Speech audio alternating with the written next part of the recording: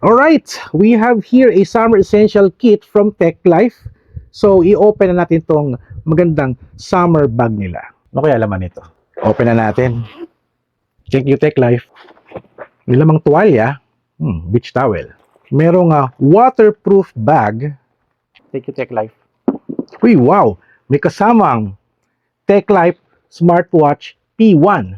Thank you Tech Life. May laman pa. At may kasama siyang, wow! It's a Tech Life Pad Plus 12 inches na LTE. Alright!